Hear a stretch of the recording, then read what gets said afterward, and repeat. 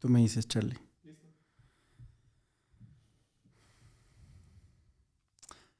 Hola, ¿qué tal? Bienvenidos a un episodio más de su podcast con Juan Carlos Sepúlveda. Hoy estamos muy contentos de recibir en el estudio a Gabo Charles. Quiero compartirles parte de su semblanza para que sepan el súper invitado que tenemos el día de hoy. Justamente tengo el gusto de conversar con una persona que ha estado en el centro de la innovación, el emprendimiento y la inversión en México durante más de 2 décadas. Gabo Charles cuenta con más de 25 años de experiencia en las industrias de tecnología, educación y capital de riesgo.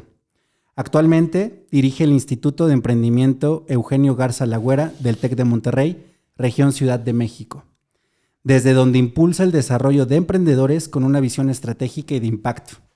Ha sido Country Manager de Guaira, México, el fondo de Venture Capital corporativo de Grupo Telefónica, y ha ocupado posiciones clave en Movistar México, liderando desarrollo de nuevos productos e ingeniería de plataformas en México y Centroamérica.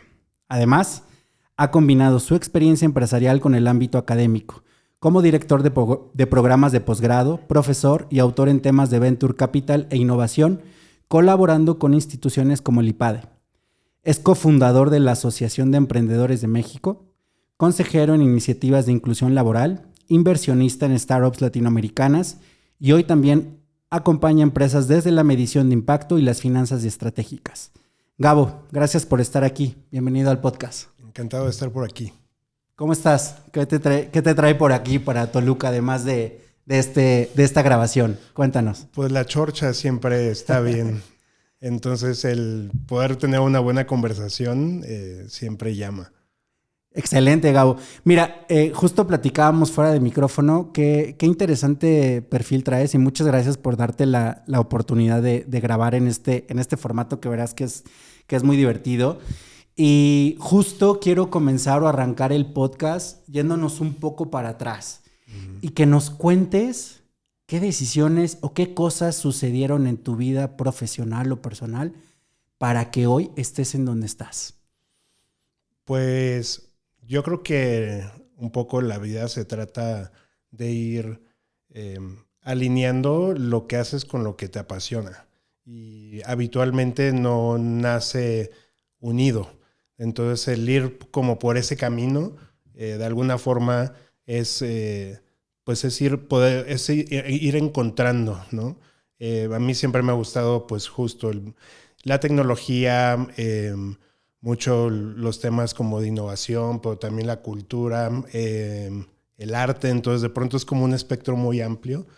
Pero creo que lo que me ha llevado como a hacer lo que hago hasta ahorita es ir entendiendo realmente en dónde veo que genero una conexión que me pueden pasar horas y seguir adelante.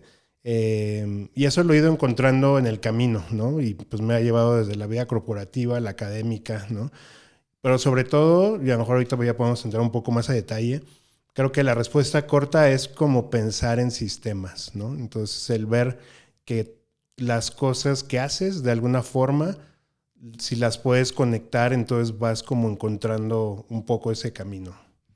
Oye, qué interesante esto de ser muy sistémico. Me hace recordar varios autores que se me han cruzado en el camino, pero justo esto de ser tan sistémico y aparte que sé que eres una persona muy creativa, esta parte te ha posicionado o te ha dado herramientas que hoy estás utilizando para, no sé, coordinar equipos, para lanzar nuevos productos, lanzar nuevos proyectos. Aparte de los sistemas y que sé que eres una persona muy creativa, ¿qué otras herramientas consideras que has estado puliendo, vamos a decirlo así, durante los años que llevas de trayectoria? Creo que un amigo decía, o bueno, hay una frase en el mundo de los datos, ¿no? Que dicen, dato mata relato, ¿no? O sea, como que el dato duro mata cualquier historia, ¿no? Y me gusta replantearlo de otra forma, del dato al relato, ¿no? Y creo que muchas cosas se arreglan con narrativa. O es más, sin una buena narrativa no tienes acceso, ¿no?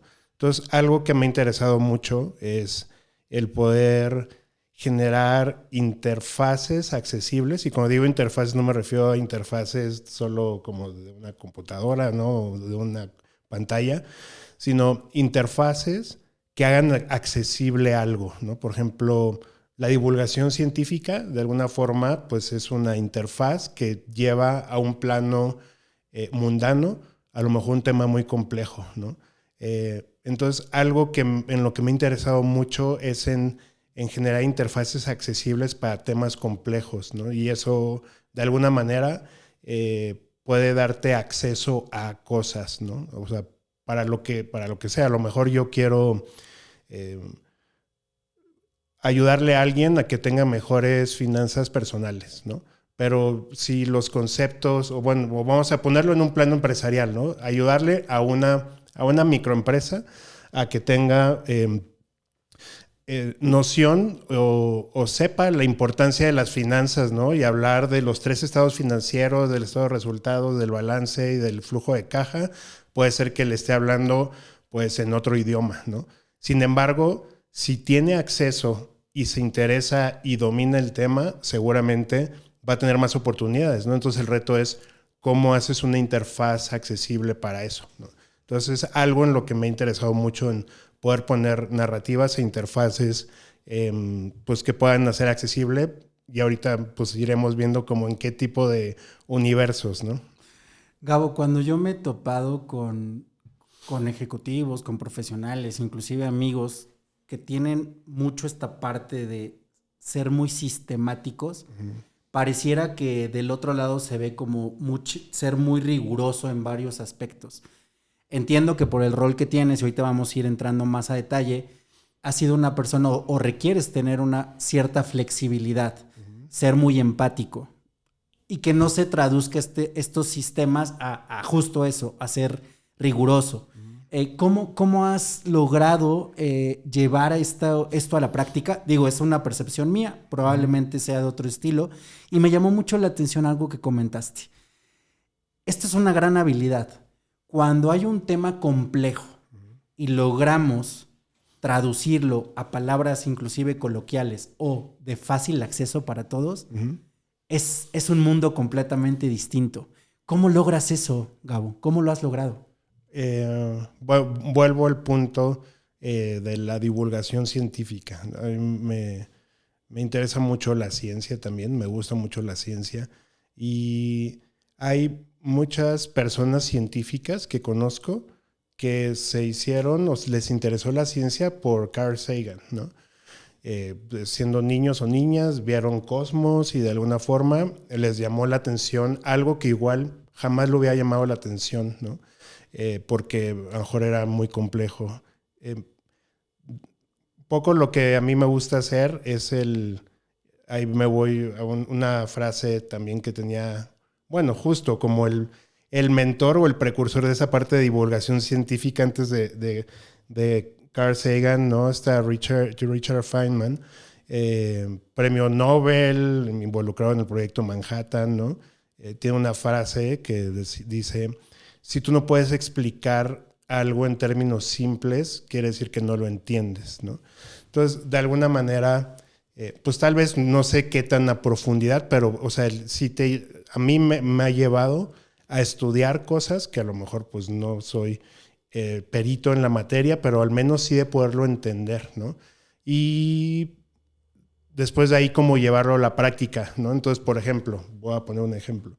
Hicimos un proyecto con una institución que se encarga de medir el Estado de Derecho en el mundo, ¿no? Tiene el índice de Estado de Derecho, se llama World Justice Project. Y les interesaba el poder difundir el índice de Estado de Derecho, pero de una manera más simple, ¿no? Yo estaba muy clavado con temas de visualización de información, ¿no?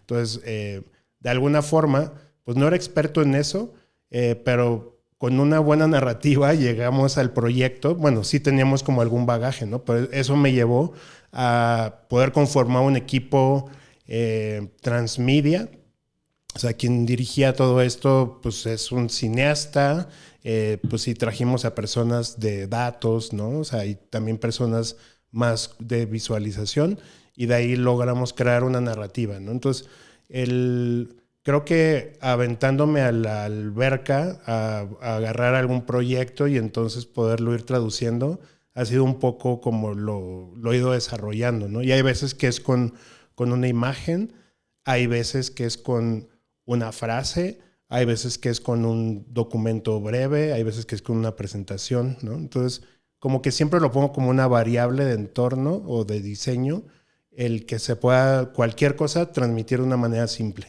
no importando cuál es el medio por el cual se vaya a ir. Qué interesante, me hiciste recordar que he participado un par de veces en este índice que mencionaste. Qué interesante, ¿no? Y sí tiene mucha, no es complejo, pero es algo que es muy fácil y es muy digerible poder participar, ¿no? Gabo, has pasado por una parte bien importante y es algo ahí que con lo cual comulgo contigo, la parte corporativa. Eh, Cuando tienes enfrente a un ejecutivo como ahorita tengo a ti, poder charlar, es bien importante o bien interesante poderle preguntar. Sé que hay muchas cosas que has aprendido en esta trayectoria, pero ¿qué cosas se te vienen a la mente que hayas aprendido y que las estés ejecutando, las estés llevando a cabo en temas de emprendimiento, con tus inversiones como inversionista o en proyectos personales, laborales, etcétera? ¿Hay algo que esta gran trayectoria profesional, ejecutiva y corporativa te haya brindado y que sigas ejecutando? Creo que el que nunca, eso es en un caso muy personal, ¿no? Pero el que no se haya truncado nunca la curiosidad es algo que me ha servido. Yo empecé, por ejemplo, en un área de tecnología, ¿no? Me tocaba poner redes móviles en México y Centroamérica y llevar como todas las plataformas tecnológicas para que pues todos los servicios que corren sobre una red, ¿no? Internet, antes de que llegue el internet móvil, ¿no? Pero muchos servicios móviles ocurrieran. Y pues siempre estaba como muy investigando, ¿no? Y un poco intentando estar a la vanguardia, que era lo que venía. Eh, Me daba cuenta también como que según yo tenía buenas ideas, pero nadie me pelaba, ¿no? Hasta que me di cuenta también que para que me pelaran me tenía que pasar al lado de la luz, antes conocido como el lado oscuro, a marketing, ¿no? Entonces, bueno, ahí decidí hacer como un cambio de carrera, pero antes de ese cambio de carrera, o sea, algo que creo que de manera sistemática he hecho, primero fue de manera más empírica y luego ya fue de una forma más intencional. Cuando llevaba, por ejemplo, esta unidad de desarrollo de tecnología, pues trabajaba con proveedores externos, ¿no? Y pues al ser una empresa transnacional, global en la que colaboraba, habitualmente los partners, ¿no? Externos, pues eran empresas del mismo calado, ¿no? O sea, y eso estaba bien y bueno, había presupuestos de decenas o cientos de millones de dólares para invertir, pues al final para poder construir una red. Y había algo que a mí no me gustaba del todo, ¿no? Que decía, ok, está muy bien que vayamos con empresas globales, al final esas empresas globales en la cual estoy yo y con la cual trabajamos, al final pues emplean a personas locales, ¿no? Pero también yo tenía mucho, o sea, la inquietud de ver cómo también trabajar con empresas de origen mexicano, a lo mejor no tan grandes, y le ponía mucho énfasis a eso, ¿no? Primero fue como de manera muy empírica o muy de intuición, y a la distancia, pues digo, pues, luego que me moví al lado de la luz, antes conocido como el lado oscuro a marketing, ¿no? Y luego mi última etapa ahí fue dirigir el fondo de capital semilla o el venture capital orientado a startups de etapas muy incipientes. Me di cuenta que de alguna forma lo venía haciendo desde antes, ¿no? Desde otro lado, o sea, a lo mejor no poniendo un cheque de manera directa, pues sí poniendo un contrato, buscando cómo cerrar esas brechas, ¿no? Entre un monstruo y alguien potencialmente gigante, pero que no está en ese momento. Y entonces, algo que creo que en toda mi trayectoria profesional ha sido mucho el ver cómo dar acceso, cómo poder ayudar a cerrar brechas y de alguna manera el poder, o sea, y ver que eso como que genera círculos virtuosos, ¿no? Entonces, digo, para no extenderme tanto, a lo mejor como en tu pregunta, eso es algo que creo que he venido haciendo de manera sistemática. Justamente en esta parte que nos compartes, en la parte corporativa, en algún punto, justo lo decías, ¿no? Hay incomodidad, en algún punto, como dijiste, ¿no? No me pelan o siento que debo de comunicar ciertas cosas. Eh, Justamente porque hay estructuras y hay diferentes formas, ¿no? Hay cosas que quienes jugamos la parte corporativa, el juego corporativo, lo entendemos de cierta manera. Pero también hay otra bien importante y que creo que puedes compartirnos mucho acerca de, pues, de los equipos, la gente que formaba parte de tu estructura, la gente que en algún punto te llegó a reportar o la gente que en algún punto podías darle alguna retroalimentación. Y aquí hay una pregunta para mí bien importante y quisiera compartírtela y que nos dieras tu punto de vista o tu respuesta. En estos equipos, en este entorno, ¿hay no negociables que tú tengas muy definidos? Oigan, esto no es negociable en mis equipos o esto no es negociable para mí. ¿Qué cosas son las que a lo largo de esa trayectoria se han convertido en esos no negociables, Gabo?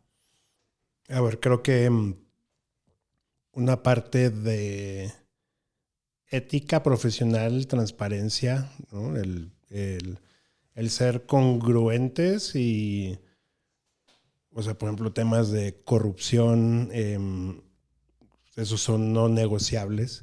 Eh, Creo que otro es el que no haya tal vez como una conexión, o sea, más allá de la transacción, ¿no? O sea, sí me gusta mucho, o sea, buscar cómo, pues al final, el tiempo que tenemos, volviendo de nuevo a Carl Sagan, ¿no? Él tiene un calendario, el calendario cósmico, ¿no? En donde pone, no me acuerdo si es el calendario cósmico o universal, no recuerdo cómo se llama, pues básicamente es todo el año, del 1 de enero al 31 de diciembre, y te explica la historia del universo en un año calendario, ¿no? Y en donde pues, la aparición del ser humano está en los últimos minutos y segundos del 31 de diciembre a las últimas horas, ¿no? Entonces eso te da una escala pues, de todo lo que ha pasado en el universo, ¿no?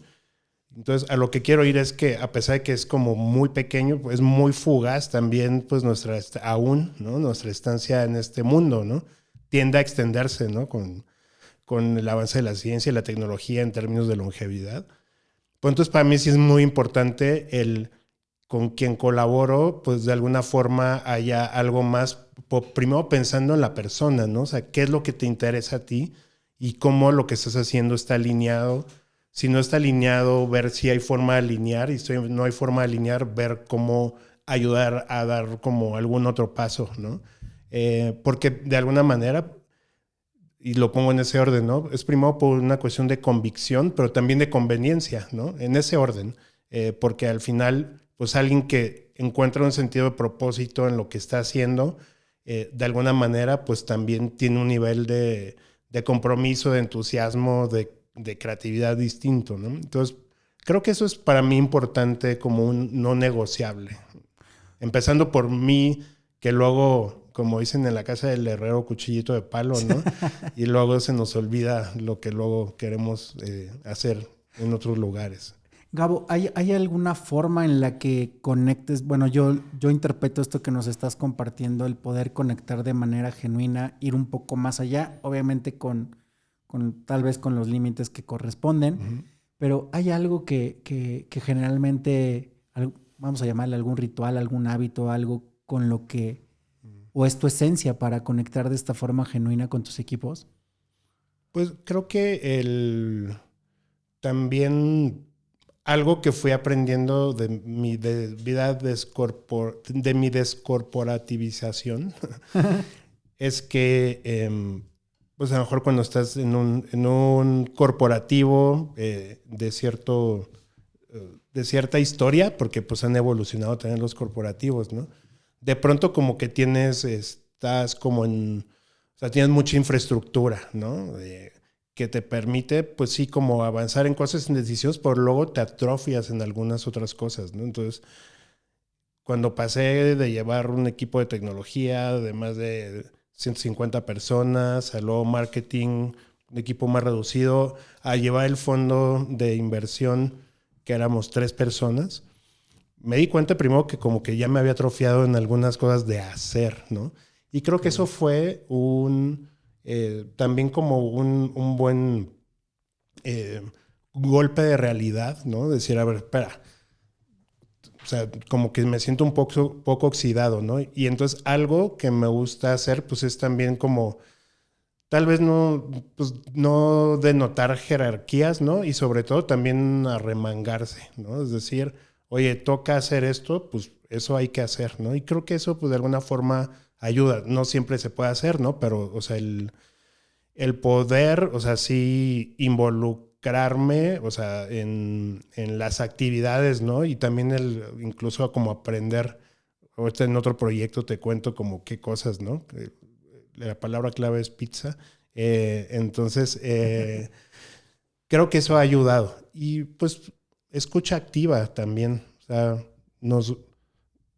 es importante sentirnos escuchados, no oídos, sino escuchados, ¿no? Y la escucha activa, pues tiene que haber una correspondencia. Creo que eso ayuda habitualmente. No quiero dejar de preguntarte porque lo repetiste en 2 ocasiones. Cuéntanos un poquito de este cambio al lado oscuro, Ajá, a no, marketing. al lado de la luz, antes conocido como el lado oscuro. El lado. Es que estando del lado, pues, de tecnología, en una empresa de tecnología o de telecomunicaciones, pues el área de nuevos productos del lado comercial y de marketing, pues son tus principales usuarios, ¿no? Entonces, pues era así como de pronto sobresimplificaban cosas, ¿no? Y era así como, ahora, o sea, hay que lanzar este producto no en un mes, sino en 2 semanas porque la competencia hizo no sé qué. Y entonces había como esa fricción y por eso como que todo el mundo decía, no, es que los de marketing no saben, ¿no? Y por eso era el lado oscuro. Pero entonces luego, viéndolo desde otra óptica, por eso lo refrasé, ¿no? Y digo, para mí fue también como hacer un cambio de entender, o sea, entendía muy bien cómo funcionaban las cosas, porque me tocaba implementarlas o guiar como los desarrollos, pero ahora me interesaba también entender cómo llegabas o cómo se llegaba a querer lanzar algo al mercado, ¿no? Porque, o sea, yo entendía qué era lo que tenían que hacer las máquinas para que eso ocurriera. Entonces ahora mi interés era qué es lo que piensan o necesitan las personas para desarrollar un producto, ¿no? Y eso fue un poco mi racional. Yo hubo la oportunidad de brincar al otro lado y pues la verdad es que ahí me tuve que hacer de mentores y de leer mucho, muy rápido, como para poder pues hacer un catch up, ¿no? Y poder entender un poco más al respecto pues de ese rol, ¿no? Del marketing desde la óptica de desarrollo de productos, ¿no? Eso fue un poco a lo que respondió mi curiosidad de cambiar de rol. No, y digo, al final los cambios siempre implican aprendizaje y implican justamente también incomodidad en muchas cosas en las que creemos, y ahorita te digo, me siento identificado en las que creemos que ya dominamos, pero lo que no dominas o lo que no tienes tan claro, también es importante empezar a desarrollarlo. Me hiciste recordar mi etapa universitaria porque justo en el campus donde estudié había aulas A1 y aulas A2 en Puebla. Pero de este lado estaba la ingeniería y de este lado estaban licenciaturas, ¿no? Entonces, del lado de licenciatura ser el lado oscuro, siempre nos decían. Sí. Entonces, ahorita me conecté contigo de este lado, ¿no? Siempre, no, pero al final hay ese roce y ese pique. Pero al final, ya viéndolo en perspectiva, es una cuestión de ángulos y de puntos de vista. Sí, no, por supuesto, sí. Por supuesto, son anécdotas. Regresando un poco, Gabo, al tema de los equipos, ¿hay alguna forma en la que recuerdes haber dado retroalimentación o que te hayan dado retroalimentación y que, no sé, tienes algún sistema, alguna metodología, es simplemente una charla, tienes puntos muy específicos, momentos específicos? Sé que en las grandes organizaciones hay momentos, hay etapas, ya estás inclusive hasta calendarizado, pero un poco dejando ese lado o dejándolo esa parte de lado, ¿hay algo que nos puedas compartir? En tu trayectoria, esa retroalimentación que te haya dado algún ejecutivo o que tú hayas brindado y que la traigas muy fresca en la memoria. Sí, a ver, creo que la retroalimentación es de dos vías y tiene que haber una predisposición. Si no hay una predisposición a una retroalimentación, no construye. Entonces, lo primero que pues, yo he aprendido es que tiene que haber un convenio o un acuerdo en que va a haber un intercambio. Y que ese intercambio puede ser difícil, pero honesto y buscando que sea constructivo. Y para mí es importante que se sepa en qué momento hay como una retroalimentación para que no haya una defensa arriba, ¿no? O sea, como en un aspecto amplio, ¿no? Por hablar como de un momento de aprendizaje que para mí fue casi como tener un punto ciego o en donde tú piensas que todo está súper bien y resultó que estaba todo súper mal. Sin extenderme mucho ni nada, o sea, en un programa ejecutivo que estaba haciendo en la universidad corporativa, tenía que ver mucho con herramientas de management, ¿no? Y entonces era un programa global y había un punto de encuentro en donde, o sea, era un programa global remoto y había 2 momentos de encuentro presenciales, ¿no? Donde todas las personas del mundo íbamos a un sitio durante 2 semanas como para poder cerrar el programa, ¿no? Y había una propuesta de ver cómo habías afrontado un problema, ¿no? Y desde mi punto de vista lo había hecho súper bien, lo presenté e iban a elegir 5 proyectos y entonces eligieron al mío entre los 5. Y entonces me tocaba presentarlo allá. Yo iba como muy emocionado pensando en que era todo súper bien hasta que me di cuenta, pero eso me di cuenta cuando ya después de presentar vino la retroalimentación y más bien habían utilizado mi proyecto como el antimaestro, ¿no? Es decir, o sea, esto está muy mal, ¿no? O sea, no sé, pues entonces hicieron como varios planteamientos que para mí, o sea, sí me generó un momento muy complicado, ¿no? Pero pues era un punto súper ciego, ¿no? Que al final igual no lo tenía en el radar y eso sí fue como un momento de, ok, creo que eso me dio una herramienta para todo el tiempo estar como censando, ¿no? Sin tampoco estar preguntando, pero más bien como censando o contrastando, o sea, un camino que igual piensas que está haciendo por un buen camino y al final no.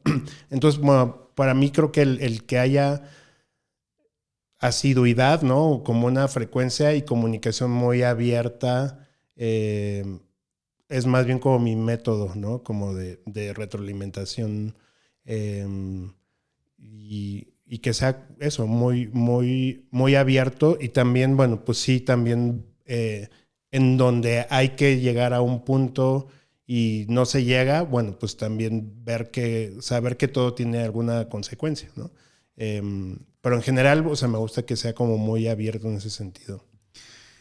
Qué interesante, digo, esto de la retroalimentación o el feedback, ¿no? Siempre es muy importante. Y justo mencionaste algo bien interesante que me hizo recordar algunos de estos que he tenido yo también.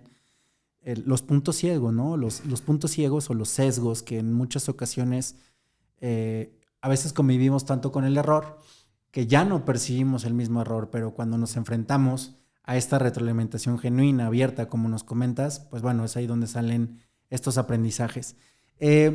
Gabo, de toda esta experiencia que hoy se resume en un minuto, pero que te ha llevado más de 25 años, aprenderlo, ejecutarlo, tal vez en el camino algunos fracasos, errores.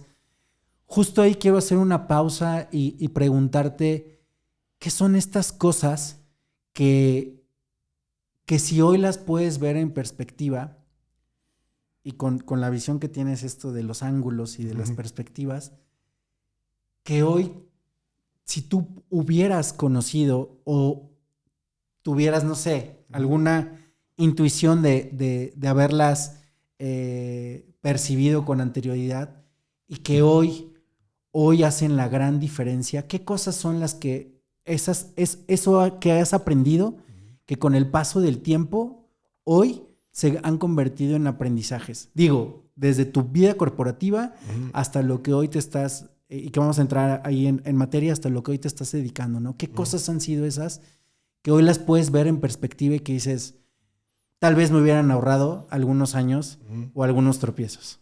O algunos centavos. O algunos centavos también. Sí. A ver, creo que cuando haces algo o cuando estás lanzando un proyecto, ¿no? Lo primero es como romper la inercia, ¿no? O sea, es romper la inercia en términos de la estática, ¿no? O el movimiento constante, que venga una fuerza y lo cambie. Y es ejecutarlo, y es hacerlo, y es equivocarte. Sin embargo, creo que de pronto es un poco difícil ecualizar cuando hay ciertos momentos, ventanas, ¿no? O sea, y por eso creo que hay burbujas que luego estallan. Es como decir, ¿qué prefieres? ¿Exactitez o rapitud? ¿No? Entonces, no lo dije bien, pero lo dije rápido, o sea, y de alguna forma ocurrió, ¿no? Creo que a lo mejor hubiera tenido un poco más de cautela, a lo mejor, como por ver en dónde formalizas algo, una sociedad, o de qué forma cómo puedes ir construyéndola, ¿no? Y no es porque sea bueno o malo, sino pues ir siendo como cautos en cómo vas desenvolviendo una sociedad, por ejemplo, ¿no? Entonces, o sea, lanzamos un WeWork antes de WeWork, ¿no? Porque había una necesidad, al estar como metidos en el ecosistema y todo, sensábamos una necesidad en el mercado de espacios para startups, pero que no querían pagar pues o mucha plata o no les importaba tener una mesa de mármol, querían tener un espacio en un ecosistema, ¿no? Y pasamos de 200 metros cuadrados a 1,500 metros, a 5,000 metros, con un edificio de 14 pisos en menos de un año, ¿no? Y eso pues nos hizo ir muy rápido. O sea, si tú vieras lo que hicimos con el edificio de 14 pisos, o sea, no lo volvería a hacer porque lo estaban remodelando, y mientras lo remodelaban ya teníamos empresas ahí trabajando, ¿no? Y había unos riesgos de seguridad que podían ser importantes, ¿no? Pero bueno, al final todo salió bien en ese sentido. Sin embargo, pues creo que cometimos algunos errores de principiante por ir rápido, ¿no? Porque también había mucho entusiasmo de personas de ver que los 200 metros se convirtieron en 1,500 y se llenaron, y luego fuimos a estos 14 pisos con 5,000 metros y teníamos una narrativa increíble y estaban llegando startups increíbles. Entonces era como llegaba inversión para seguirlo haciendo, pero había como algunas cosas como muy, o sea, pues no diría muy básicas, pero que si lo viera a distancia, tal vez me hubiera asesorado mejor en el modelo, ¿no? De cómo asociarte, por ejemplo, con el dueño del edificio, ¿no? Y que seguramente eso nos hubiera ahorrado mucho, pero tal vez el no haber ido a esa velocidad no hubiéramos tenido ese momentum o entusiasmo, ¿no? Entonces, O sea, creo que acortar brechas, digo, y para eso sirve o estudiar o hacerte de mentores o de una red de soporte, ¿no? Pero pues también teniendo tus propios criterios y sobre todo alguien que sepa o a lo mejor tener como la capacidad de abstracción de decir, no hay alguien que esté haciendo esto en el país, pero hay algo parecido que son los modelos de hoteles, ¿no? O sea, como otros modelos en donde existe una ecuación de quien opera y quien posee el bien raíz, ¿no? Entonces, bueno, tal vez como el tener un poquito más de conocimiento antes de ejecutar nos hubiera salido más barato. Seguramente si no hubieran pasado algunas cosas como el sismo y la pandemia, no se hubiera desviado el camino. Pero bueno, pues a la distancia, como lo veo, es como es importante ir rápido, o sea, con pies de plomo, pero no tan lento, ¿no? Entonces, o sea, es una ecualización un tanto compleja porque si te pones a preguntarle a todo el mundo, luego no lo ejecutas, ¿no? Entonces, si acaso ponerle un poquito más, nada más como esa capa de expertise en algún rubro en donde no lo tengas. Antes de entrar en el tema del emprendimiento, porque igual traigo algunas notas y algunas preguntas, ahorita mientras te escuchaba, me imaginaba o más bien me preguntaba, ¿cuál es la forma en la que generas tantas ideas? Porque al escucharte, escucho mucha pasión y este proyecto y lo hicimos así, o sea, mi mente lo iba construyendo, se lo iba imaginando. Uh-huh. ¿Tienes momentos, eh, yo le llamo rituales, no sé, en el que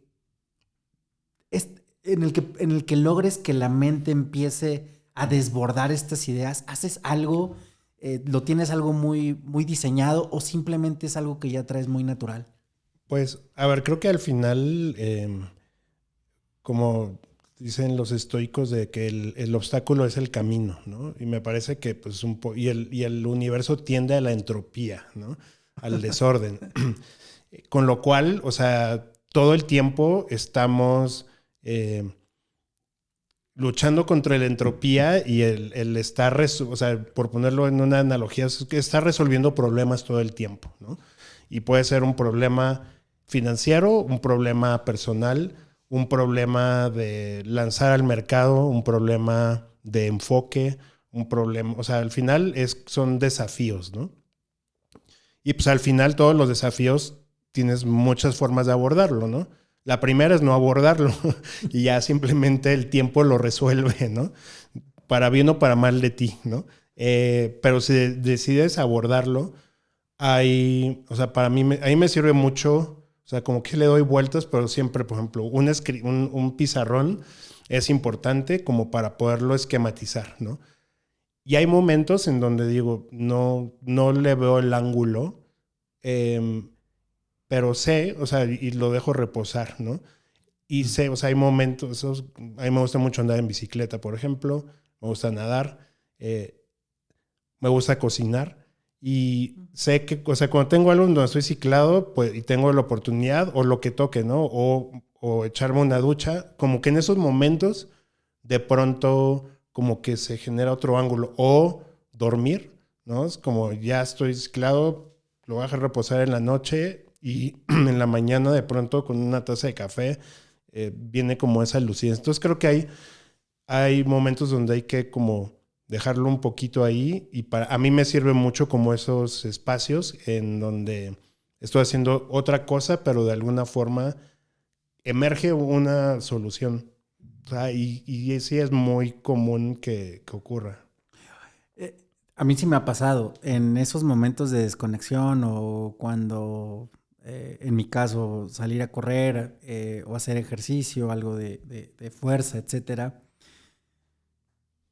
te va aclarando la mente y te va dando, pues, otros matices. En tu caso, ¿has resuelto problemas en este sentido? O sea, ahorita te imaginaba en la bicicleta, dices en la bicicleta. ¿Qué vas pensando cuando estás dándole a la bicicleta? Cuando vas nadando, ¿intentas resolver problemas o se da implícitamente? Pues, o sea, creo que al final lo que si intentamos como, o sea, estructurar todo lo que ocurre al momento en que pedaleas una bicicleta y no te caes, pues es complejísimo, Sí. ¿no? O sea, pensando en todo nuestro sistema y el sistema de la bicicleta, ¿no? Pero de alguna forma, cuando ya lo haces de manera como casi nativa, ocurre, ¿no? Digo, tienes que estar y más en una ciudad, ¿no? O, muy Al 100. al 100 o no, a lo mejor no tan al 100, pero sí, como al 100 en los momentos críticos, ¿no? Y siento que eso, o sea, al menos de ahorita que me lo preguntas, y creo que nadar es igual, ¿no? O sea, no estás pensando si estás flotando o no. A lo mejor si vas a competir, pues sí, como la abrazada, pero si nada más estás nadando, es como que ya tienes como es como que esa rutina, ¿no? Como de pedalear o bracear, de pronto, pues ya como que el mismo inconsciente, no es como, ok, ya estoy nadando, ahora voy a pensar en esto, como que empiezan ahí como a generarse Conexiones. sinapsis, sí. Interesante. Ahora sí, entrando un poco a esta parte del emprendimiento, eh, y sé que estás ahorita al frente de este tema en el TEC de Monterrey, en la región de la Ciudad de México. Y digo, es una perspectiva que yo la he visto, se ha romantizado y se ha puesto mucho de moda el emprendimiento, o tal vez es por tanta información que tenemos, pero justo al tenerte aquí y tener la oportunidad de charlar contigo, ¿tú crees que sí se ha romantizado esta parte del emprendimiento? ¿Crees que simplemente es una moda? ¿Cuál es la postura que hoy tienes viéndolo desde esta perspectiva, ¿no? Con toda la información que tenemos, con todo el acceso que tenemos, pero viendo desde la parte académica y dándole un poco tu matiz con toda esta experiencia corporativa que traes de algunos años, ¿qué es el emprendimiento? ¿Realmente lo estamos romantizando mucho? Yo creo que hay de todo un poco, porque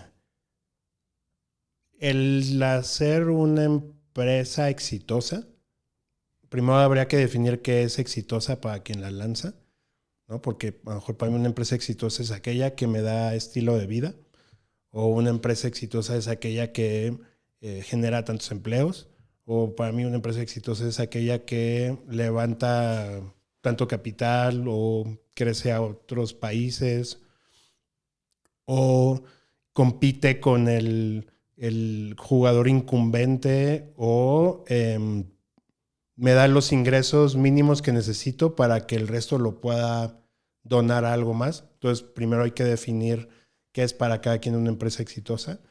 Eh, para mí, emprendimiento no es, o empresas no es sinónimo de emprendimiento, ¿no? O sea, o emprendimiento no es solo, o no es un sinónimo de ser una empresa, es una acepción, ¿no? Entonces, emprender, entre otras cosas, o sea, para ser una empresa requieres emprender. Pero para mí emprendimiento es más bien como un acto de querer transformar algo hacia algo mejor, ¿no? O sea, como en un espectro más amplio, ¿no? Entonces, pero bueno, si nos vamos hacia la parte de emprendimiento como crear una empresa, pues puede estar más o menos romántico, pero quien realmente va y se lanza sabe que es tremendamente difícil el que sea exitoso, porque pues al final tienes todo en contra. O sea, sobre todo si estás empezando desde cero, pues estás creando algo desde la nada. Y lo más seguro es que no ocurra. Entonces puede ser que lo romanticemos, pero pues creo que al final el que se atreve a hacerlo sabe cómo la complejidad que tiene, ¿no? Eh, yo creo que está bien incentivarlo porque pues también está cambiando o que se venga incentivando porque está cambiando también pues el entorno laboral, ¿no? En donde pues tal vez tú podías nacer, crecer y envejecer y retirarte en una misma empresa, ¿no? Teniendo un buen nivel de vida y seguramente puede seguir ocurriendo, pero eso se va estrechando cada vez más porque pues también el mercado busca eficiencia, las empresas buscan ser más competitivas, a las personas nos gusta tener flexibilidad, ¿no? Entonces, pues creo que son mecanismos para poder transformar el entorno del trabajo, ¿no? Y el poder tener estas cualidades, si tú lo llevas hacia alguien que a lo mejor ya transitó por ahí, por su propia cuenta y luego se incorpora a una empresa, a una startup o a un corporativo de una empresa ya un poco más añeja, no sé. Todas esas competencias y habilidades pues le van a jugar a favor también de la organización, ¿no? Entonces yo lo veo como positivo, siempre y cuando se vea como un set de herramientas.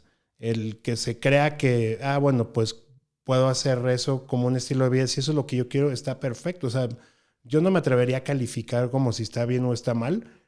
Lo que yo sí me gusta incentivar es que haya mentalidad emprendedora, ¿no? Porque al final es un set de herramientas. Pues como decir, pues yo sé hacer fuego en medio del bosque, ¿no? Pues tengo una herramienta, es bueno o es malo, pues seguramente te va a ayudar para algo, ¿no? Justo acabas de mencionar algo bien importante, mentalidad emprendedora. En la academia y muy en particular en el TEC de Monterrey, yo he sido testigo, impulsan mucho esta parte, pero, y tú con todos los datos, con toda la información y en el tema y en todo lo que estás sumergido, por así decirlo, ¿cuál es la perspectiva o qué hay en México si nos comparamos con otros países? ¿Cómo estamos en temas de emprendimiento? Justo acabas de mencionar, y para cerrar mi pregunta, no es lo mismo el emprendimiento que una empresa, ni mucho menos, pero bueno, nace de esa inquietud, de esa necesidad de resolver justo eso. Pero hoy, ¿cómo estamos como país en temas de emprendimiento? Pues a ver, diría, si lo vemos país per se, pues tú sabrás que el 95% de las empresas son pymes, ¿no? Y es como este Pareto, ¿no? Y el 5% que son las grandes empresas grandes o muy grandes o transnacionales, son las que luego generan muchos de los empleos o ingresos, ¿no? Y el resto, pues pueden ser pequeñas, medianas o microempresas, ¿no? Eh, y creo que, bueno, algo que tiene nuestro país, dependiendo de en dónde circunscribas el emprendimiento, puede ser algo más por supervivencia o puede ser más como por algo que pueda generar más impacto o escalabilidad, ¿no? Entonces yo diría que creo que de manera nata en nuestro país existe el emprendimiento por supervivencia, ¿no? Digo, el nivel de informalidad que se tiene hablando como en términos como empresa, pues ronda casi el 50%, ¿no? Y digo, depende del estado al que te vayas, puede ser más del 50 o un 40%, en promedio 45% de informalidad, ¿no? O de no formalidad. Pero eso no quiere decir que no exista alguien que sale y pues a como se le dé a entender, pues va y sobrevive, ¿no? Entonces eso es creo que un emprendimiento por necesidad. Si lo vemos desde la óptica, pues tal vez como de empresas que generen muchos empleos e impacto. A ver, por ejemplo, si lo vemos como en atracción de capital, pues ha tenido sus altibajos nuestro país, ¿no? Si nos comparamos, por ejemplo, con Brasil, ¿no? Que es donde habitualmente se compara el capital que entra en nuevas empresas, ¿no? Creo que ha ido creciendo. De alguna forma, como en todo, ha habido impases también, ¿no? Pausas. Si nos comparamos, o sea, compararnos con Estados Unidos es muy difícil porque es un mercado mucho más complejo, mucho más dinámico, ¿no? Entonces hay emprendimientos que lo que buscan es ir a aquel mercado, ¿no? Entonces yo, o sea, si lo vemos en ámbitos académicos, o sea, por ejemplo, en el caso hay rankings, ¿no? En el caso específico del TEC, se mide en un ranking que es el de Princeton Review, y pues solamente el TEC es la única universidad latinoamericana que está en el ranking top 10, ¿no? Falta que otras participen tal vez, ¿no? Y todo. Entonces, creo que todavía falta remontar mucho, por ejemplo, si lo vemos desde el ámbito académico o universitario. Sin embargo, cada vez veo más universidades privadas y públicas como volcándose a ello, ¿no? Entonces, otra cosa que es bueno y malo, ¿no? Es nuestra cercanía con Estados Unidos y el tamaño del mercado hace que nuestro país sea muy atractivo, ¿no? Y entonces ves a muchos emprendedores, por ejemplo, latinoamericanos, ¿no? Pues no sé, de Colombia, de Argentina, de Chile, de Perú, o sea, digamos como de todo el cono sur y de Centroamérica, viniendo a México a pues, abrir mercado también, ¿no? Entonces creo que eso también hace que se genere una buena dinámica y un momentum interesante, porque entonces al ser como dos epicentros, ¿no? El de Brasil y el de México por tamaño de mercado, bono demográfico, ayuda a que se convierta en un mercado atractivo y ya no lo veas como un trampolín en Estados Unidos, simplemente como mercado per se, pues resulta ser sumamente atractivo pues para otro país que habla tu mismo idioma, ¿no? A lo mejor no son las mismas idiosincrasias, pero ahí hay como ciertas afinidades, ¿no? Entonces, bueno, o sea, creo que es un buen momento el que tiene nuestro país y el que podamos también atraer, gracias a eso, a que hay fondos de inversión y a que hay un mercado, pues hacer un ecosistema muchísimo más diverso. Gabo, justo quise preguntarte esto y lo quiero ligar ahora con un tema de cultura. Y no solo hacerte la pregunta en términos de emprendimiento, sino en términos ahora de innovación. ¿Tú crees que la innovación es un tema presupuestal o es un tema de cultura? Creo que si tuviera que elegir uno, es un tema de cultura. Si lo vemos sobre todo desde la industria privada, ¿no?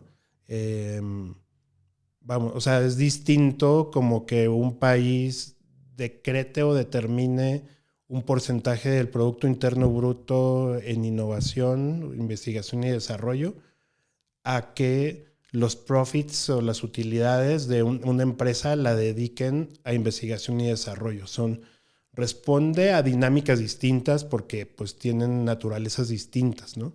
Entonces, si ponemos de lado al gobierno, o sea, si lo dejamos solo en la industria privada, en las empresas, creo que es un tema de cultura.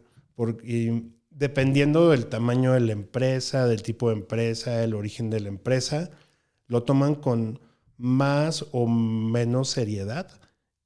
Pero me parece, porque al final la cultura son hábitos, ¿no? Y son dinámicas que se repiten en el tiempo, ¿no? Entonces, a lo mejor tú, si estás en una industria tradicional, ¿no? De alimentos, que en una empresa familiar que tiene 50 años de existir y que le ha ido bien, ya cambió 2 generaciones y las utilidades pues les han servido para invertirlo en bienes raíces o en estilo de vida y todo. Mi pregunta ahí sería, ¿qué hubiera pasado si esas utilidades las hubieran reinvertido en investigación y desarrollo más allá de lo es de suficiente, sino en ese sobresaliente, ¿no? O sea, si se hubieran podido mover hacia otro espectro, ¿no? Entonces, yo lo veo, creo que también según van avanzando, hablando de empresas familiares en generaciones, pues como mayor interés, pues son generaciones más globales, ¿no? Que también están censando, la inteligencia artificial hace que aunque ya no quieras, sientas que el agua se te empieza a subir, ¿no? Entonces creo que es una cuestión cultural, porque al entenderlo y tenerlo incorporado, lo vas a meter en tus estados financieros y en tus proyecciones para ver cómo eso eventualmente puede retornar, ¿no? O sea, a lo mejor de manera acotada o no, dependiendo. Lo digo más cultural que presupuestal porque no solamente es una cultura como de o una dinámica de querer ir por explorar nuevos caminos, sino de explorar nuevos caminos, de probar cosas distintas y de asumir que no todo va a funcionar, de tener paciencia y de ser, ahí sí es sistemático al ir por un camino, y también, si no, dar un golpe de timón para tomar otro, pero no simplemente a la primera no funcionó y lo erradico, ¿no? Y eso al final deriva en algo positivo para la empresa, porque el que no lo esté haciendo la empresa no quiere decir que no lo esté haciendo el mundo, ¿no? Y entonces tú ves como pues hay empresas que sí lo entendieron y borran de un plumazo a competidores, ¿no? Voy a tratar de hacer la pregunta lo mejor estructurada posible, pero sé que nos puedes regalar mucho con base en tu experiencia. Estamos hablando de innovación y estamos hablando de emprendimiento. Cuando abrimos este concepto, lo primero que viene a la mente en innovación es tecnología. Meter grandes cantidades en tecnología. Renovar una máquina, un software, un ERP, no sé, es lo que al menos viene a mi mente. Y en temas de emprendimiento, generalmente, y por estar muy de moda, es la aplicación del momento, la página o el servicio que optimice, que sistematice ciertas cosas. Pero en tu experiencia, y para quienes nos escuchan, ¿qué podríamos identificar como innovación? No en ese segmento, no en esa idea de las grandes cantidades. Porque hoy el pequeño empresario que puede estarnos escuchando dice, oye, pues a lo mejor yo no tengo ese recurso para invertir o que se le pueda denominar innovación. Probablemente porque tiene una percepción equivocada de la innovación. ¿Qué sería para ti una innovación en esa escala, no llevándole a las grandes cantidades, insisto, y en el tema del emprendimiento? Que no sea, oye, soy un emprendedor. ¿Por qué? Pues porque estoy construyendo una empresa o mi emprendimiento ya tiene 10 colaboradores, 15 colaboradores o levanté capital. Yéndonos a esas escalas pequeñas, Gabo, que sé que tienes experiencia y que justo nos regalaste ese dato, ¿no? 95% son pymes. ¿Cómo pueden estar innovando ellos y cómo pueden estar emprendiendo no en este concepto de gran escala? A ver, creo que la innovación, o sea, sí hay una correlación cercana entre la innovación y el desarrollo tecnológico, porque de alguna manera tener acceso a nueva tecnología te despega de la competencia en ciertos aspectos, ¿no? O en muchos aspectos. Y por eso digo, y si hay oportunidad, hablaremos de propiedad intelectual, ¿no? De esquema de investigación aplicada llevada al mercado. Y entiendo tu punto en donde, bueno, pues no necesariamente yo tengo decenas de millones de pesos o de dólares para invertir en investigación y desarrollo para poder hacer X o Y. O sea, desde mi óptica, pues si hay una correlación, no es la única, pero pues sí hay una correlación cercana de innovación con desarrollo tecnológico. Sin embargo, o sea, la innovación es hacer cosas distintas en un ámbito para poder ser o más eficiente o capturar o resolver un problema de una mejor manera, ¿no? Y hay una herramienta que puede ser útil, ahorita se me viene a la cabeza, ahora hablo de la herramienta, pero antes de hablar de la herramienta, o sea, creo que también el poder hacer cosas, ahorita voy a poner el ejemplo de el modelo hotelero, ¿no? Donde hay un operador y un dueño de un bien raíz, ¿no? Y llevado a un modelo de coworkings, pues pueden ser similares. A lo mejor para alguien era muy evidente, para otros no. Pero hay veces que el simple hecho de extrapolar o de trasladar algo de una industria a otra, en donde no sea necesariamente evidente, pues ya estás en un proceso de innovación, ¿no? Y hace poco ponía un ejemplo para responder a tu pregunta como de algo muy básico, ¿no? O sea, o de a lo mejor de un negocio pequeño, ¿no? Vamos a poner, y ahorita hablo de la herramienta. vamos a suponer a una fondita, ¿no? O sea, tú tienes una fonda en donde tienes, pues a lo mejor un público cautivo a tu alrededor porque hay oficinas, empresas, otros comercios, y pues tu oferta es tener la comida del día por tanto, ¿no? Listo. Y pues otros ven esa oportunidad y entonces tienes otros competidores, ¿no? Otras fondas, ¿no?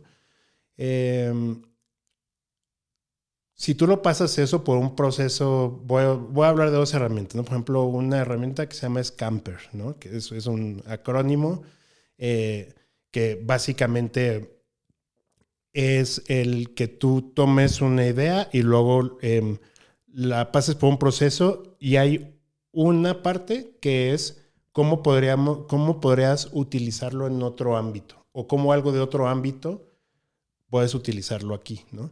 Entonces, ¿qué pasaría si una fondita tuviera un hijo con Netflix, ¿no? Entonces, ¿no? Es decir, ¿a qué me refiero con eso, no? Es decir, oye, pues ¿cuál es el modelo de negocio de la fonda? Pues cobra por comida, pues si lo hace bien, tiene sus estados financieros y lleva pues ve cuál es la utilidad que tiene y su propuesta de valor es que, entre otras cosas, los viernes hay chamorro y entre semana tienes una buena relación calidad-precio, ¿no? ¿Qué pasaría si... pero resulta que algunos días pues no vienen sus clientes porque pues o se van a otro lugar? ¿Qué pasaría si tú le dijeras, oye, pues por X cantidad semanal o mensual ya tienes todas las comidas de la semana? Es un servicio de suscripción, ¿no?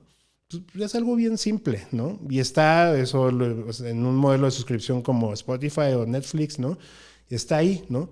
Pero ¿cómo trasladas el modelo de ingresos acá? Digo, puede que jale, puede que no jale, ¿no? Entonces, la otra herramienta es los 10 tipos de innovación de Dublin, ¿no? En donde, esta consultora que lo adquirió Deloitte, donde habla pues como de distintos momentos en donde una empresa puede innovar, ¿no? Y lo pone desde la configuración de la oferta, en el back channel, ¿no? O en la configuración de la empresa, y es una matriz, ¿no? Entonces, si no tienes ideas de cómo innovar, puedes googlear 10 tipos de innovación de Dublin, te buscas la matriz y te pone, ¿quieres innovar en el modelo de ingresos? ¿Quieres innovar en el canal? Y te pone ideas de cómo, ¿no? Entonces, a lo mejor no se te había ocurrido, pero para tu fonda o para tu ferretería o para tu agencia de marketing digital, hay algo ahí que tú digas, eso no se me ha ocurrido usarlo o en mi industria o en mi empresa, lo voy a probar, ¿no? Entonces, ese tipo de dinámicas también ayudan para tener o para poder explorar otros caminos, ¿no? Qué interesante encontrar esta respuesta porque justo pues es una limitante. Pues nos quedamos con lo que escuchamos o con lo que vemos a lo mejor en el corto plazo y no vamos más allá. Esto me gustó, esta parte de cómo ver las grandes empresas, cómo lo están ejecutando y pues bueno, si yo tengo una ferretería, una fondita, un restaurante, ver la forma en la que yo lo puedo ejecutar y hay herramientas, hay mecanismos. Gabo, justamente hablando de emprendimiento, sé que te apasiona mucho esta parte de lo social. Sé que has creado una asociación o eres cofundador de una asociación y también de una fundación. ¿Qué nos puedes platicar al respecto? ¿Cómo nacen estas ideas, estos proyectos?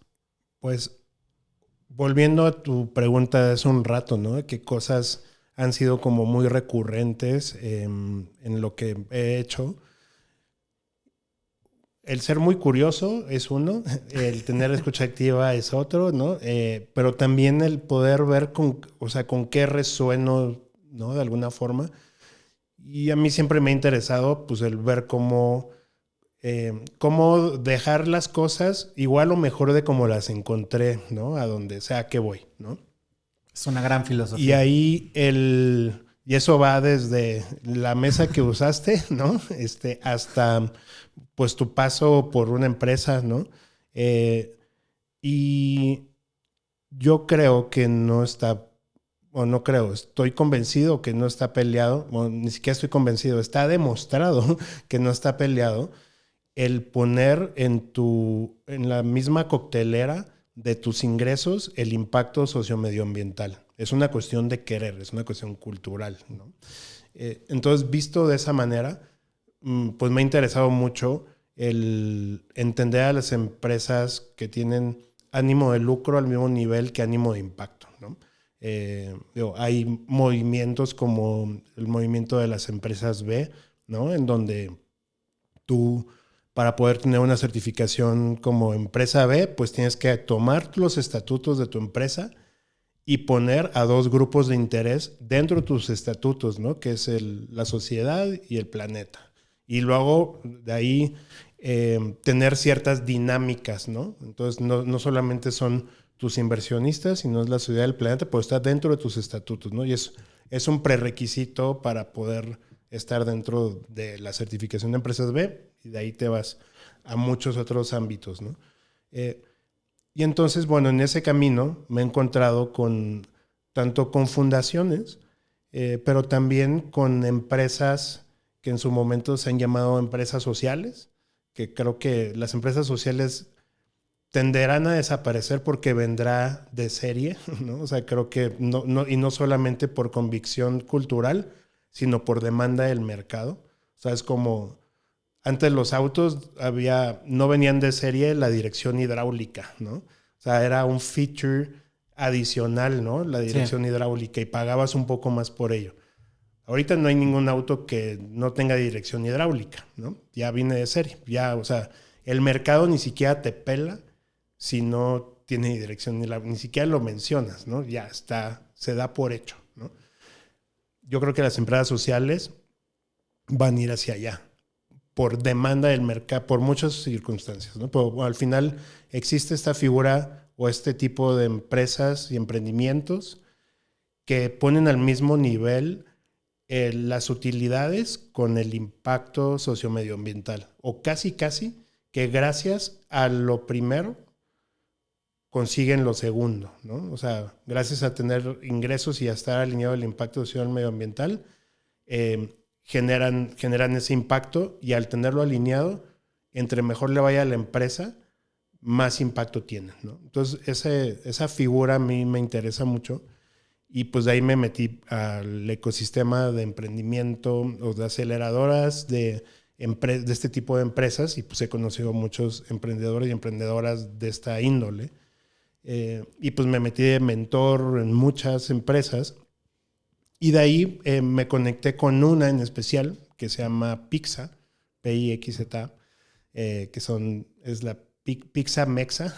Es una, así como decimos en México, la pizza, ¿no? De pizza con Pexi y Fruxi, ¿no?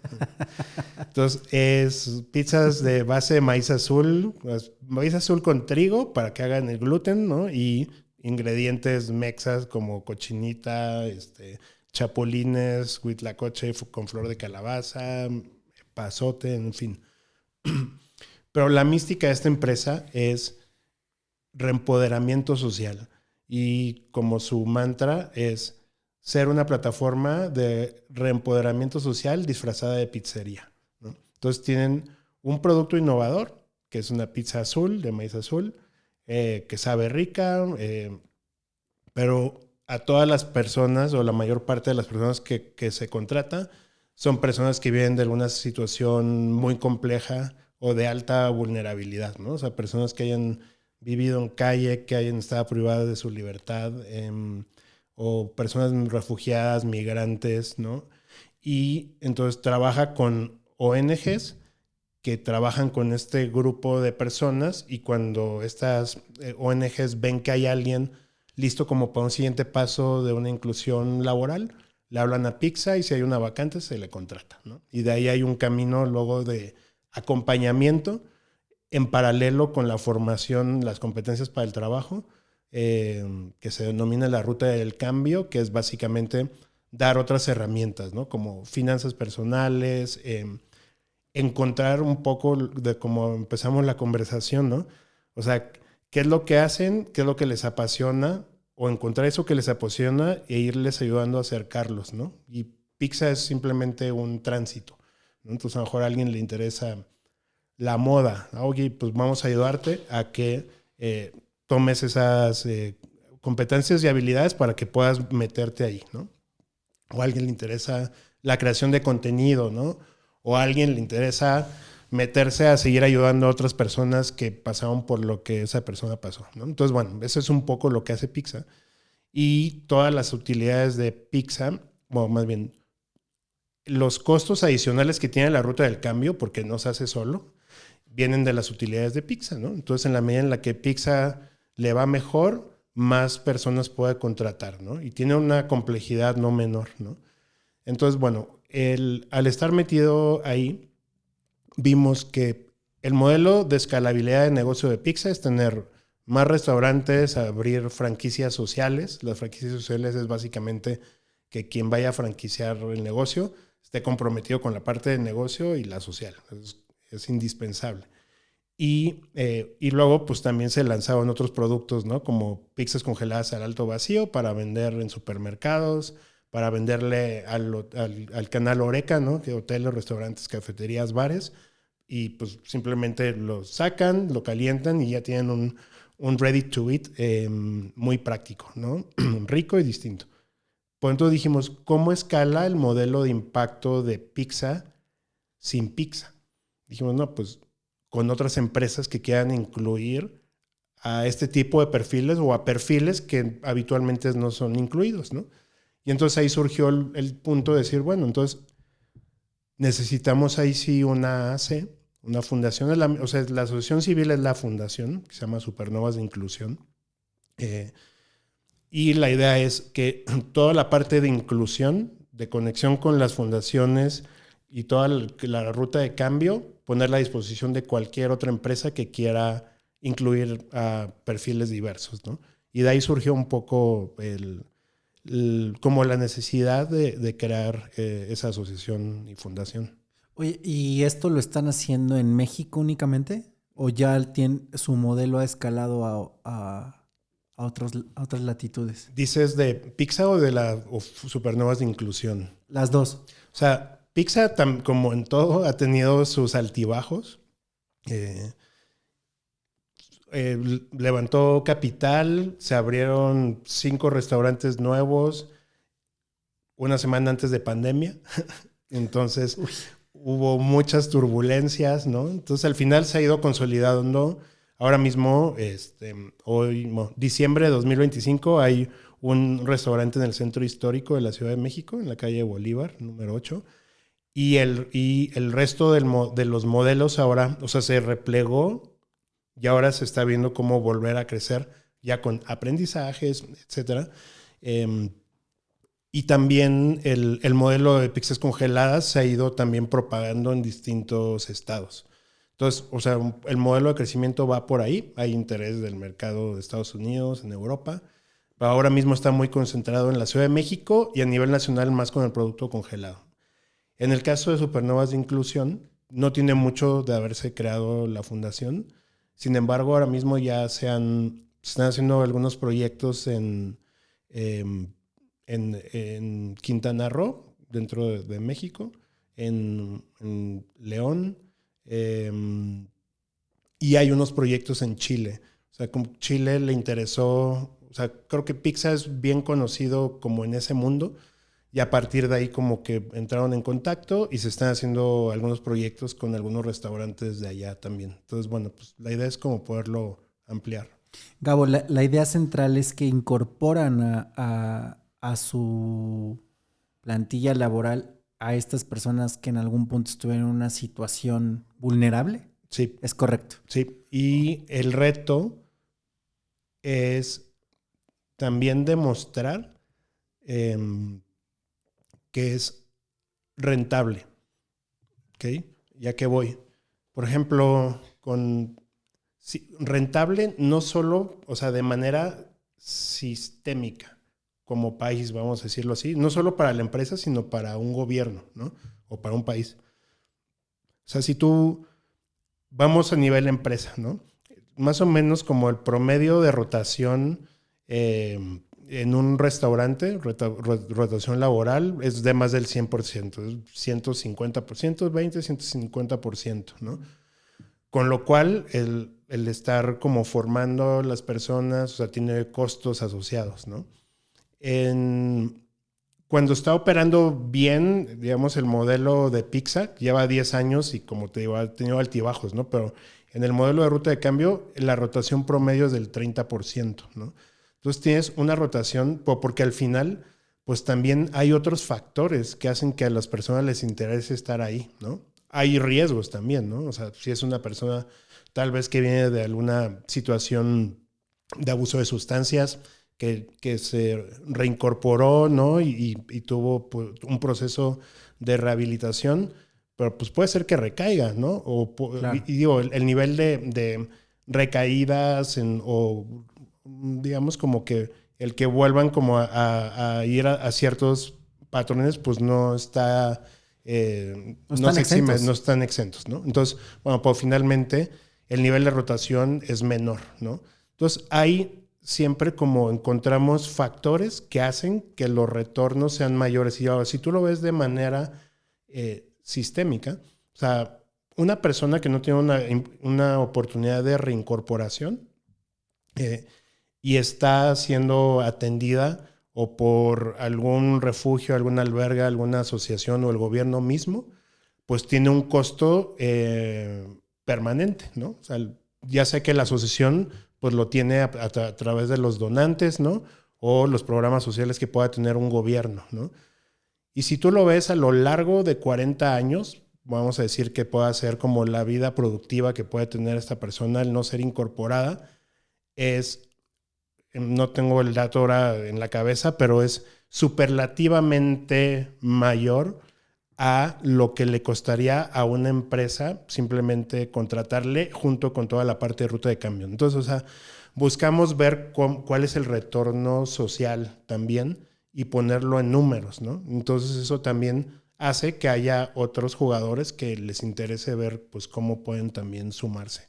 Entonces, digo, para ampliar un poco esto, comentabas que, vamos a decirlo, extraen este sistema y ahora este sistema es escalable para la iniciativa privada, para gobiernos, lo están incorporando, ya hay ejemplos, ya hay algo que puedas compartirnos o comentar. Pues realmente que ya esté implementado en algún gobierno, ¿no? Interés sí hay. Entonces estamos justo como, te mencionaba que la fundación tiene poco tiempo de existir, entonces estamos haciendo como los primeros proyectos fuera de Pixa para poder como tener esos casos de referencia y poderlo pues multiplicar, pero interés estamos viendo mucho, ¿no?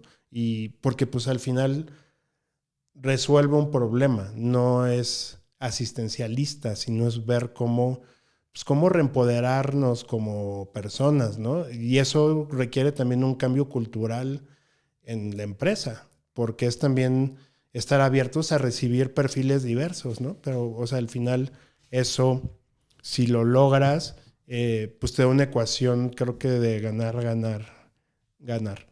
Qué interesante porque realmente yo lo pondría sobre la mesa, ¿no? Realmente estamos hablando de inclusión cuando realmente hay otras, por llamarle de cierta forma, otros grupos, otras,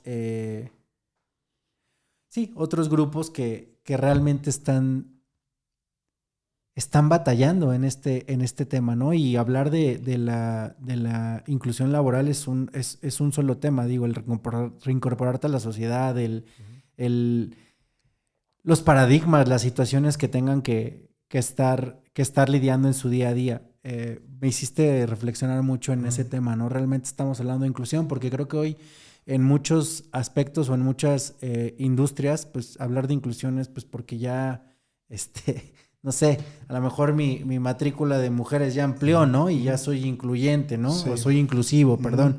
O por algunas otras preferencias, etcétera. Es muy interesante este modelo. Sé también, y si nos puedes compartir acerca de 0bs.mx. Ajá. Dinos qué significa. Sé que nos estabas compartiendo fuera de micrófono que andabas ahí un poco apurado metido en este tema, pues se me hizo muy interesante. ¿De qué trata y por qué lo estás haciendo, Gabo?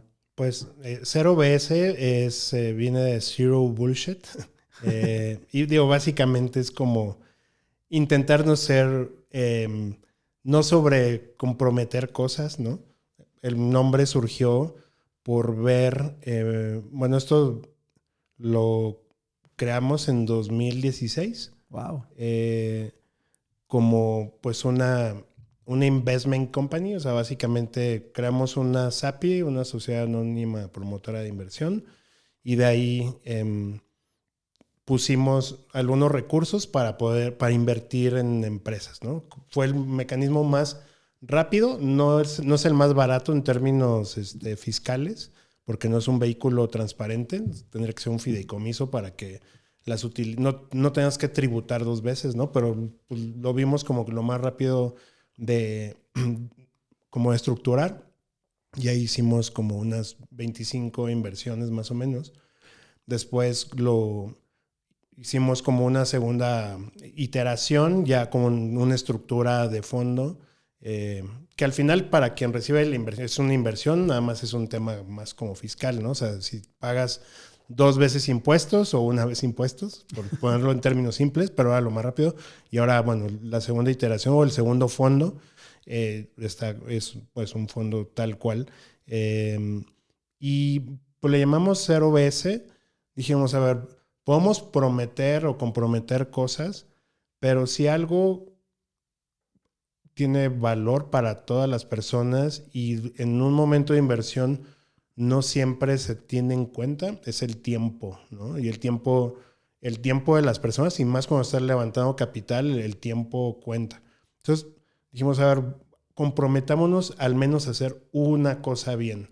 Entonces nuestra promesa de valor es, una vez que escuchamos el pitch, en máximo 8 días naturales, respondemos si invertimos o no. De manera sistemática, bueno, nuestro proceso es cualquiera que quiere presentar para 0BS, bueno, ponemos tickets en promedio de $50,000, porque van de los 50 a los $150,000, o pueden ir. Aplica en la página, llena un formulario muy simple y listo. Y tenemos una primera dinámica en donde pues evaluamos las solicitudes, y de ahí, si es que nos interesa, la votamos y programamos el siguiente lunes disponible el pitch. Les mandamos un link de Calendly para que elijan qué lunes a qué hora, entre 6 y 8 de la noche, tiempo de la Ciudad de México. Y listo, le damos media hora para presentar, y luego nos tomamos un tiempo después como para poderlo debatir, y nos tomamos 8 días para decidir si invertimos o no. Entonces por eso le llamamos 0S, para decir, bueno, si al menos vamos a cumplir una cosa, es que en cuanto pichas, tú sabes en 8 días si invertimos o no. Oye, sí, hace falta alguna información, o lo vemos, ¿no? Pero al menos decir, vamos o no vamos, en 8 días lo hacemos. Por eso es que lo denominamos así.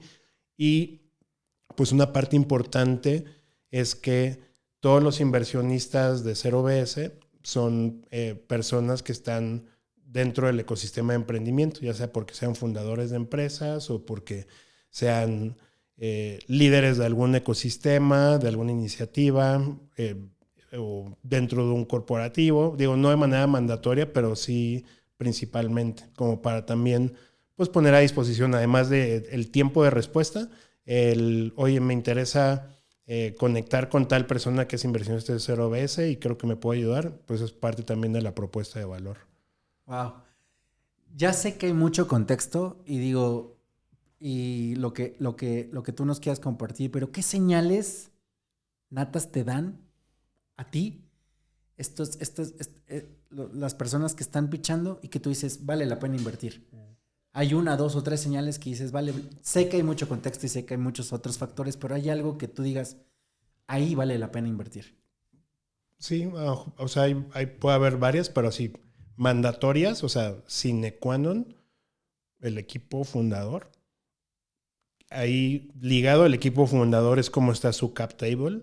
O sea, si el equipo fundador Se ve que son unas personas como con mucho drive, que le saben o no le tienen miedo, están ejecutando, pero tú ves su cap table. El cap table es básicamente cómo están distribuidas las acciones en la empresa y ya están muy diluidos. O sea, no sé, es que entró un inversionista ángel muy inicial con un ticket chiquito y tiene el 50% de participación. Por más bueno que sea el equipo, sabemos que va a ser un problema en el futuro. Entonces, equipo junto con su cap table es uno. Y es el primero. El segundo, la capacidad de ejecución.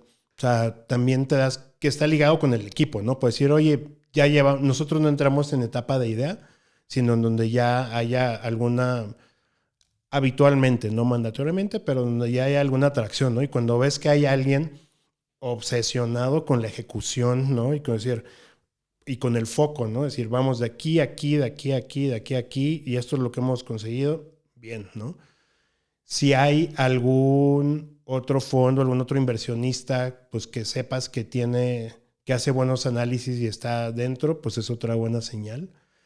Y también tomamos en cuenta, obviamente, el mercado. O sea, ¿a qué mercado van? Si es un mercado que crece, decrece. Ahí correlacionado está la evaluación, pues más que evaluación, el CAP, porque habitualmente entramos con un vehículo que se llama SAFE, que es Simple Agreement for Future Equity, que es básicamente una nota convertible y lo que tú le pones es un tope de evaluación para no meterte a evaluar la empresa en ese momento. Entonces vemos también cuál es el CAP que tiene la empresa, porque puede ser que esté increíble el equipo, su cap table está bien constituido, está en un mercado interesante, alguien más invirtió que tiene más de 2 dedos de frente o tiene un buen bagaje, pero tiene un cap muy alto, entonces puede ser que los retornos que te puedan dar al momento en que haya algún evento de salida, pues no sean suficientes para que pueda redituar la inversión, ¿no? Entonces, esos son como algunos factores y hay también como, puede ser que si no es un fundador o fundadora de primera vez y ya tenga, eso no te garantiza nada, ¿no? Pero que ya haya hecho algún exit, ¿no? O haya lanzado una empresa y la haya llevado al punto A al punto B, son cosas como que juegan a favor, pero que al final creo que caen en el primer punto. Qué padre, qué interesante todo esto que nos compartes. Vamos a ir cerrando, Gabo, y quisiera hacerte algunas preguntas finales y comienzo con una muy importante. Después de algunos años de trayectoria y que de todo este ecosistema en el que estás involucrado y en el que hemos platicado todos estos minutos, ¿qué te sigue emocionando, Gabo? Las ganas de crear, o sea, en lo personal y en estar rodeado de personas que tienen esas ganas, porque finalmente, eh, o sea, las ganas de crear y de resolver problemas complejos de manera creativa, pues al final creo que a mí pues me divierte mucho, me entusiasma y pues creo que es también lo que hace que se rete el statu quo. Si tuvieras que resumir tu filosofía de vida o empresarial, ¿cuál sería? ¿Cómo la resumirías? ¿En alguna idea? Creo que dar siempre te da más. Dar siempre te da más. Y por último, Gabo, si dentro de 10 o 15 años alguien hablara de tu impacto, no de tus cargos, no de tu trayectoria, no de todo vamos a llamarlo así, de todo lo superficial, ¿qué te gustaría que se dijera que ayudaste a cambiar? Pues tal vez algo de manera muy simple y es como ayudé a dar acceso. Y dar acceso tiene un espectro amplísimo, ¿no? Como lo hablábamos al inicio. Dar acceso es poner un tema complejo en forma simple para que pueda ser atractiva y al menos genere interés. Dar acceso es dar una herramienta que pueda cerrar una brecha. Dar acceso es dar una solución a una fracción de precio de la situación actual gracias a que alguien lo pensó de manera distinta. Dar acceso es abrirle una puerta a alguien o presentarlo con la persona adecuada. Dar acceso es que una persona pueda tener una oportunidad en algún sitio. Entonces creo que dar acceso para mí tiene como un significado amplio. Está genial como lo acabas de resumir. Gabo, la verdad es que ha sido un placer poder charlar contigo en estos minutos.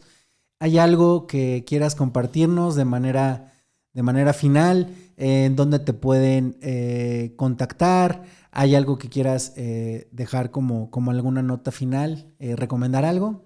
Sí, pues, digo, para contactarme creo que lo más fácil por LinkedIn, Gabriel Charles o Gabo Charles en LinkedIn va a ser lo más fácil. Y no, o sea, creo que algo que me quedé cuando hablamos de innovación y pusimos el ejemplo de la fondita y Netflix, si subimos de nivel y tiene que ver con dar acceso, para las empresas medianas, grandes, gigantes, el innovar significa también el poder conectar con emprendedores o con startups. Y eso les puede dar acceso, a lo mejor de una manera distinta, a talento y a soluciones que de otra forma no tendrían, ¿no? Entonces, simplemente no quería dejar como de poner esa capa de que se puede innovar a través del emprendimiento de las startups junto desde una empresa establecida. Muchas gracias Gabo, gracias Charlie por recibirnos en el estudio. Ha sido un placer.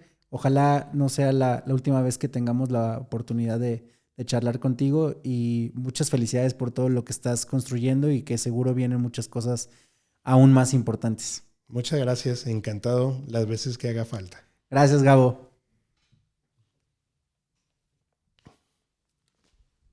Listo. Te dije